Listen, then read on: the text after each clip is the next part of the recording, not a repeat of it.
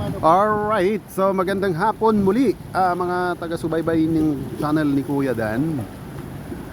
Mula po doon sa sinunda ng vlog ko, nilapitan po namin ang barko na nagkakarga ng malalaking truck. Iwan ko kung saan galing to, maybe saan kaya to Masbate. Ito, katabi ko po si Stroll Mix Vlog. Siya po nagbibigay sa atin ng mga impormasyon. Galing po daw ito ng Masbate Port.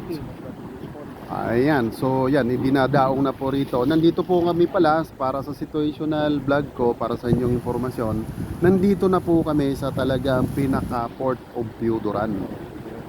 Okay, so ayan na po, nakikita nyo yung barkong tinitingnan namin kanina. Nandun sa laot, nandito na po siya nakadaong. Yung isa po na, nandun sa kabila. Ayun, binababa ang tarmac para daanan ng mga maliliit din naman na kotse o mga tao. So yan na po yung pinapakita ko doon sa sinundang vlog nito. Ito na po siya, naka-dock na po siya rito sa Port of Piudoran. Iikot po natin para naman po ay sa inyong kalaman. Philippine Port Authority. Ayan po, doon nandun yung Philippine Port Authority, ang natanggapan ng pamahalaan na may kaugnayan sa paglalaot. Nakikita po ninyo yung mga buses na yon na naghihintay ng mga pasahero. Ayun, nagbababa po. Ayun, oh, nagbababa doon sa isang barko. Nasa likod niyang isang barko na yan. Para po naman magbabiyahe na po yan ng Maynila. Yung mga buses na yun naghihintay na yon.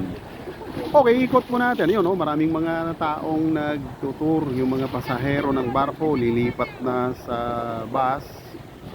And ayun, nakikita po ninyo yan. Siguro naman, maaari gumagalaw yan. Medyo, ang distansya siguro namin mula rito, kasi dagat ang pagitan, ay mga nasa 1,000 o 1 kilometro yan, malamang. Pero ikot natin ang kabuuan para makita po ninyo ang forma ng Piudoran Port. Ayan, oh. Napaka aya-aya rin naman pong tingnan. Alright, punta po tayo dito sa banda rito. Ang tutulang po ay pinuntahan namin to, yung Piudoran Central Fishing Landing, para po makabili man lang po sana ng mga sariwang isda.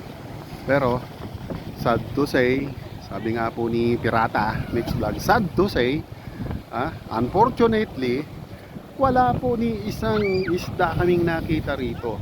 Alam nyo po kung bakit? Katatapos lang po ng bagyong Karina, kaya wala kaming nakitang isda po rito. Prinamis ko po naman doon sa sister ko sa City of Ligao na sabi ko pupunta kami ng Piudoran para makabili ng sariwang isda.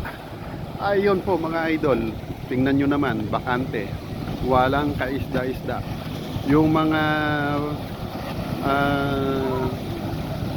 container truck, mga close van truck na namimili ng mga isda para ibiyahe ng kung saan saang probinsya o Metro Manila. Ayun, no, naka-standby, wala pong mabibiling isda dahil ang linis-linis po ng isdaan po rito, daungan ng mga isda. Ayan, no, Piudoran Central Fish Landing.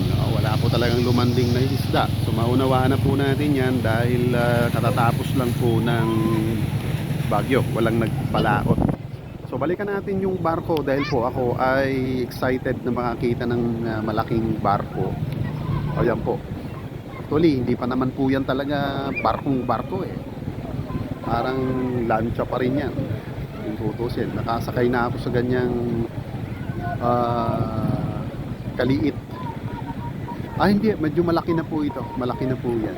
Lancha pa rin pala yung nasakyan ko. Ayan, may nanggaling pong mga truck sa ilalim ng barko na yon na umalis na. Nakita ko po ay dalawa yung lumabas. Ayan, tapos may mga pasahero, passenger ships po pala yan.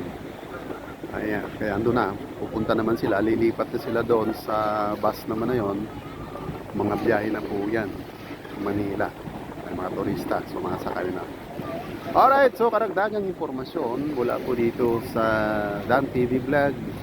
Bahagi po ng aking travel adventure dito po sa amin sa probinsya ng Albay. Kaya nasa Piuduran po ako sa ngayon mga idol ha, Piuduran Albay. Yan, ikot yan. Tapos bahagi po na yon, building na yon, ang dami pong mga 10-wheeler trucks na kung saan babiyahe, tatawid po yan ang mga Kabisayaan.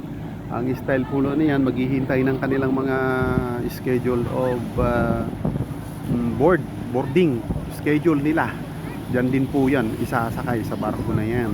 Okay, so tanawin po natin ang kalautan, karagatan. Ayun, nasa maraming, hindi mo lalaan po kaming matatanaw na kung anong mga isla. Pero yan po ang karagatan ng China Sea. Alright, medyo malinaw po, tingnan lang dito ang mga karagatan. Oh. Ayan, alright, so ito po yung aming sasakyan. Ayun yung dalawang vlogger. Oh. Si Stroll Mix Vlog saka si Musika ni Kuya Mon, yung magkapatid po yan, mga first cousin ko po sila.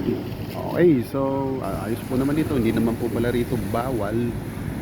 So ikutin natin sa mga natatanaw kung mga isla na yon, kung saan hindi ko na po yan alam.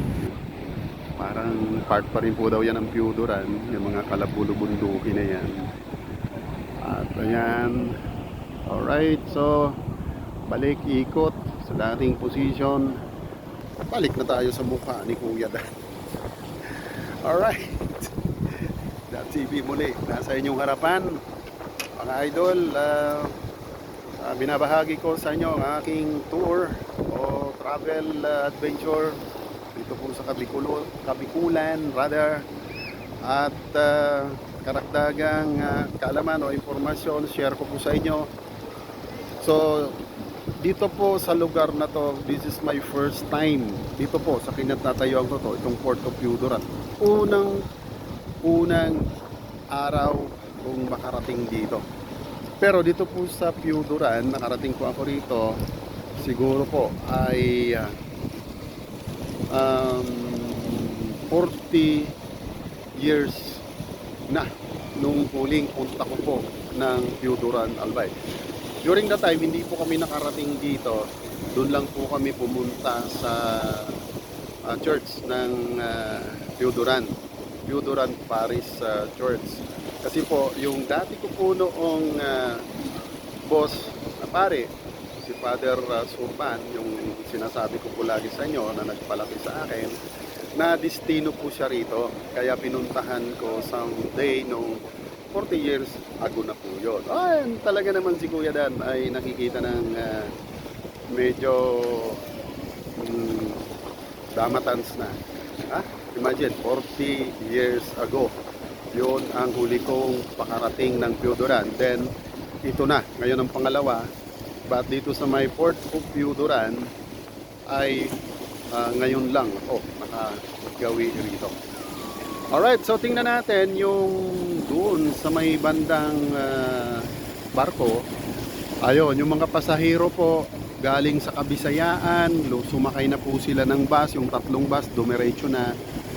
Dahil po yung mga pasaherong papuntang Maynila po yan, Raymond po yan, Raymond Bus Transport.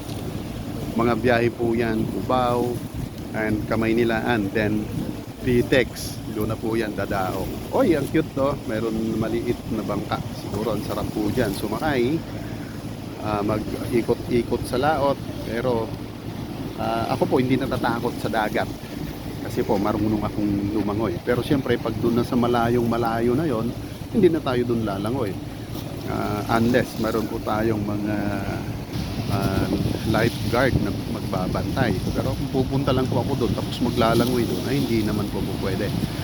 At titingnan po natin panghuli itong barkong ito. Dahil muli, uulitin ko po sa inyo mga idol, hindi pa po ako nakakasakay sa barkong ganyan kalaki. Alright, so titingnan na natin. O ayan, mega love shout out sa kumpanyang ito, KHO Shipping Lines. Ang barkong name nila is Katangian. Ayan. Kataingan. Yan po yung barkong pangalan niya. Siguro po itong Co Shipping Line, itong company ng shipping lines na to, hindi po ako nagkakamali, ay apelyido po ito ng isang malaking o prominenteng tao na kinikilala dito sa Kabikulan, especially I think mga masbate po yata. Yan. Po. Yan. Po. Yan. Naalala ko parang may governor po. Oh, may galab shoutout naman po dyan, Sir Governor Po.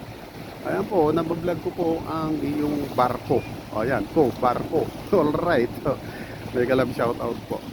Okay, muli ang inyong lingkod, si Kuya Dan, ay magpapaalam na naman pang samantala.